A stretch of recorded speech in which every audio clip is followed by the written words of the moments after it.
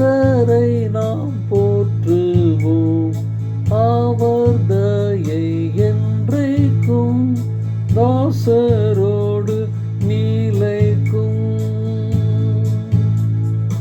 இஸ்ரவேலை போஷித்தார், நித்தம் வழி காட்டினார், அவர் தயை என்றைக்கும் மன்னா போலே சோரியும்.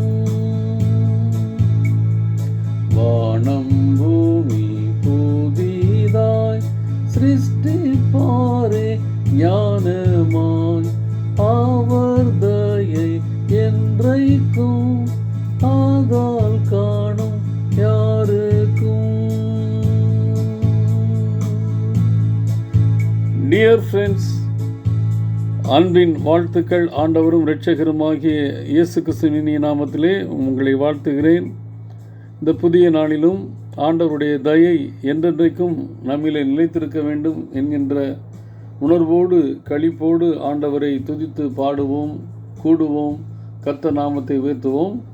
கடந்த நாட்கள் வரை லூக்காவின் புத்தகத்திலே நற்செய்தி புத்தகத்தை முழுவதுமாக தியானிப்பதற்கு கர்த்தர் கிருபை செய்தார்.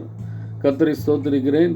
தொடர்ந்து நாம் கொரிந்து சபைக்கு பவுலடியார் எழுதின 2 கடிதங்களையும் நாம் தொடர்ந்து தியானிக்க இருக்கின்றோம்.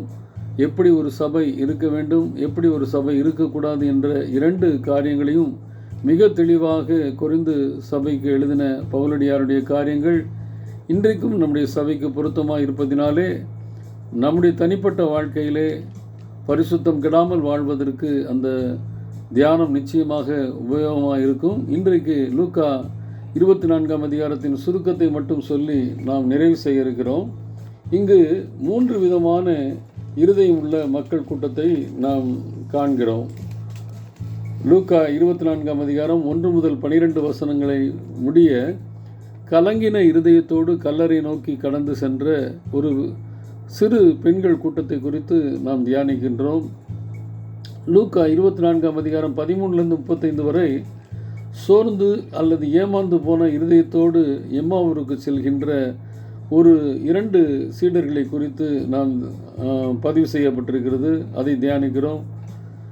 அதற்கு தொடர்ந்து பார்த்திங்கன்னா 36 முதல் 46 வசனங்கள் வரை நம்பிக்கையற்ற இல்லை சந்தேகமுள்ள இருதயமுடைய சீடர்களை குறித்து நாம் தியானிக்கின்றோம்.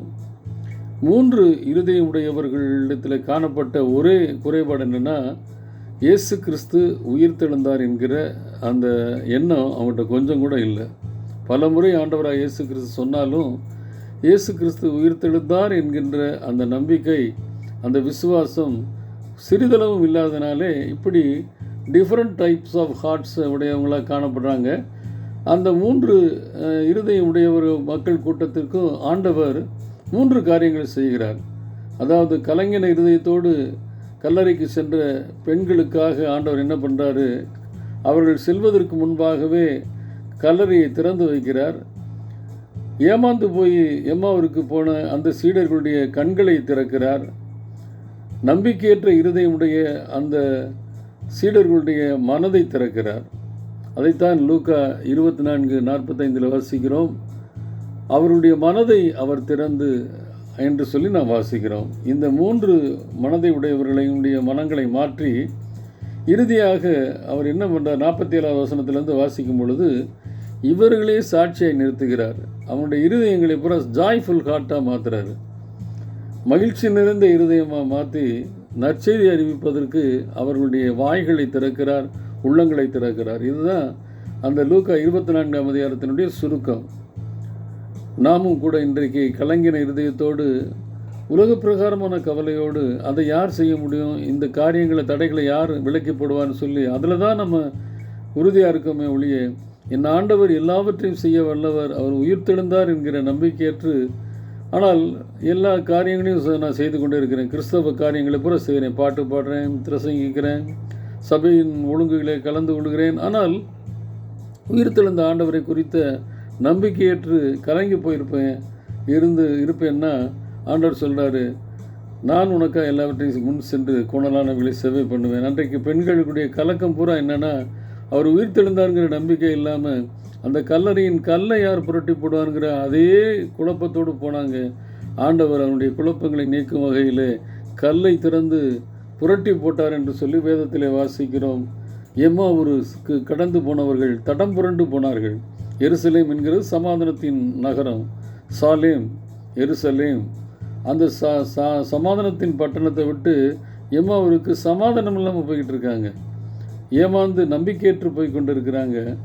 ஆண்டவர் அவர்களோடு ரிலாக்ஸாக சாதாரண ஒரு வழிபோக்கனை போல போய், நீங்கள் துக்கமுகமாக போகிறீங்களே, என்ன காரியம்னு சொல்லி ரொம்ப ரிலாக்ஸாக கேட்குறாரு. இது கூடவா தெரியாது, ஆண்டவராக இயேசு கிறிஸ்து மீட்பார்னு நினச்சிக்கிட்டு இருந்தோம், அவர் மரித்து போனான்ங்கிற ஒரு தவறான சிந்தையோடு கூட போனாங்க. ஏமாந்து போன இருதயத்தோடு போனவங்கள ஆண்டவர் என்ன பண்ணுறாரு, தடத்தை மாற்றுகிறார்.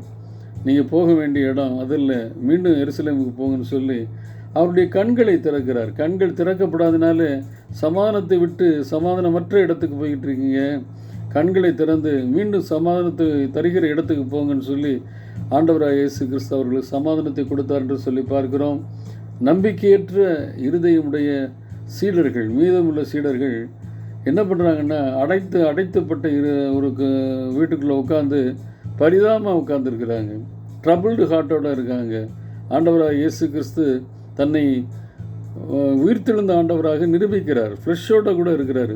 சாப்பிட்றாரு, கதவுக்குள்ளே நுழைகிறாரு, பூட்டின கதவுக்குள்ளே நுழைகிறாரு, சாப்பிட்றாரு. அவங்க உயிருள்ளவராக அவருக்கு அவங்களுக்கு காண்பிப்பதற்கு அநேக காரியங்களை செய்கிறாரு. அதன் விளைவு பார்த்திங்கன்னா அவருடைய மனது திறந்தது. அந்த லூக்கா 24:45 வாசிக்கிற பொழுது அவர் மனதை திறந்தார். கல்லறையின் கல்லை திறந்தார். எம்மாவூர் சீடருடைய கண்களை திறந்தார். இங்கே எருசலேமில் உள்ள சீடர்களுடைய மனதை திறந்தார். விளைவு ஜாய்ஃபுல் ஹார்ட்டாக மாறிச்சு.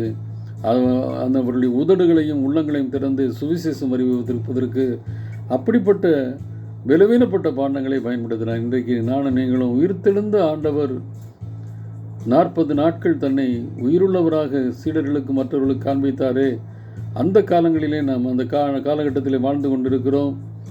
ஜாய்ஃபுல் ஹார்ட்டாக ஆண்டவருக்கு சாட்சியாய் சுவிசேஷம் அறிவிப்பதற்கு தம்முடைய வாய்களை திறப்போம்.